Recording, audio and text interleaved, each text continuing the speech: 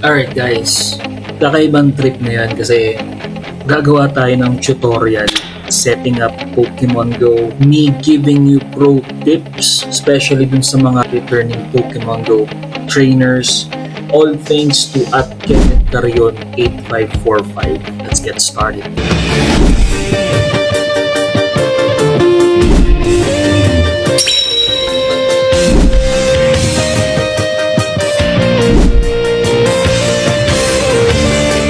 Usap tayo kapatid.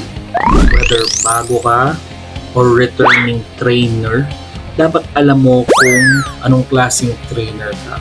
Right? Free to play ka ba? Gagastos ka ba ng malala? Or parang ako lang, tama lang. Nakagastos lang ako pag kailangan ko ng extra raid pass kasi wala pa ako nitong type ng Pokemon na to, or kailangan ko ng extra candies, something like that. Pero syempre, iba pa rin yung mga grabe gumagastos, like, dinisclose ni Brandon Tan dati nung kalakasan niya, gumagastos siya ng $3,000 per month. That's US dollars, so that's crazy, right? So yun, dapat alamin nyo muna kung anong magiging type ng trainer ka. Alright? Free to play, or sabihin natin pay to win. Alright, simulan na natin yung tutorial. Setting up your account. First, download Pokemon Go from App Store or Google Play. When you open it, you'll sign it using Google, Facebook, or your Pokemon Trainer Club account. Next, customize your avatar, syempre to your own liking to. And then finally, choose a nickname. Right? Pick something unique like Slash Ketchup, for example. Pangalan pa lang Pogi na. What's in the bag, right? The basic items you'll use every day while playing Pokemon. Yung pinaka-essential sa lahat, Pokeballs. This is the number one item that you'll be using. You'll start with a few, but don't worry. Merong mga Pokestops, merong mga shop na pwede kang bumili. Yung berries. Okay? This helped make catching easier. Raspberries, alright, pinapakalma niya yung Pokemon. Let's say, for example, talon ng talon yung Pokemon mo. Batuhan mo ng raspberry, papakalmahin niya yung slight lang. Alright, which makes it easier to catch. Yung Nana Berries, hindi niya papaatakihin yung Pokemon. Siyempre, pag hindi umaatake, it will make it easier to catch also. Pineapple Berries, it will give you extra candy pag na-catch mo yung Pokemon. Golden Raspberries, it will make it much easier to catch legendaries. Alright, galing raids.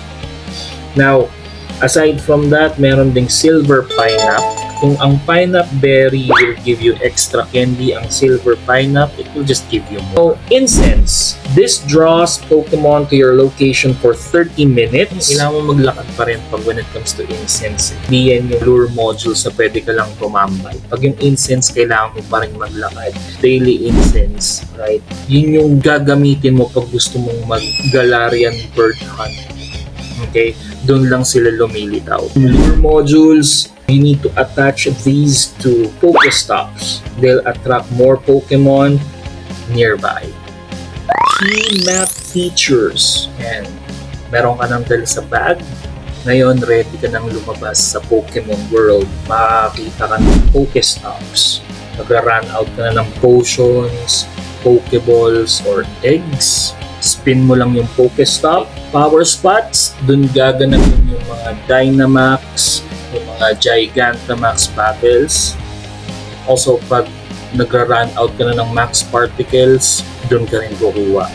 Gyms, dito yung mga raid bosses. Kaabang lang kayo ng mga ma-hatch na egg, kagaya nitong Shadow Kyogre. Aabangan lang natin siya. Sana may sumali para hindi nakakangawit.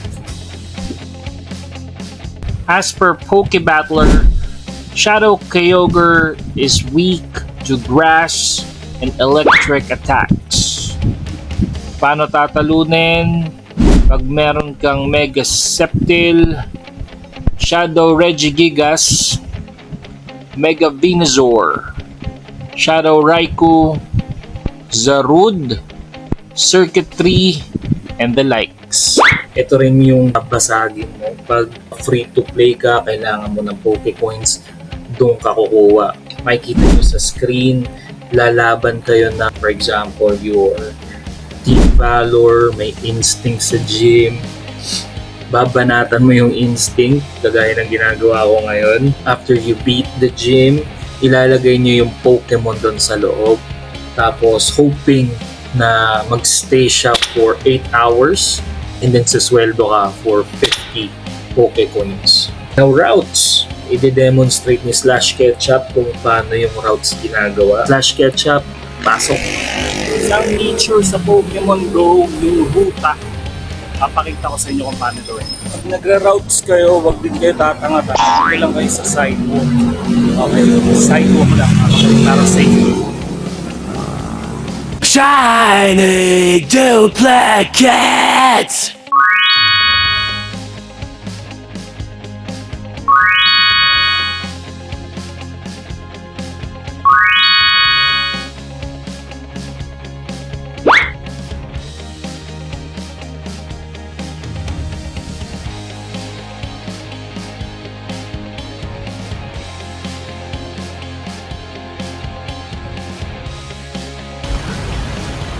Alright, nandito na tayo sa Dahay. So, from Tikling to Dahay, yun yung ruta.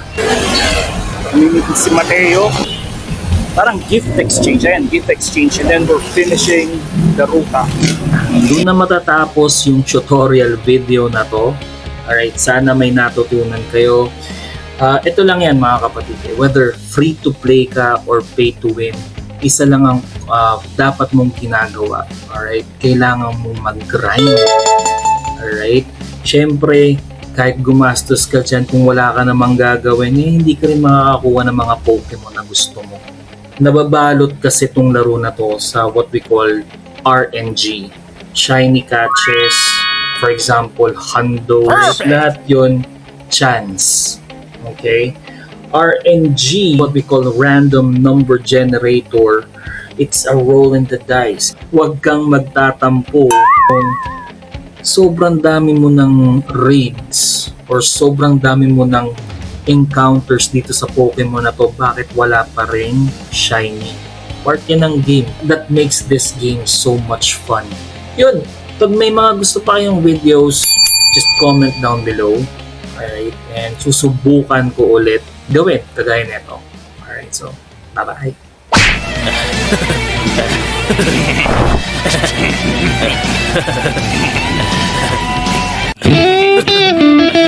Hehehehe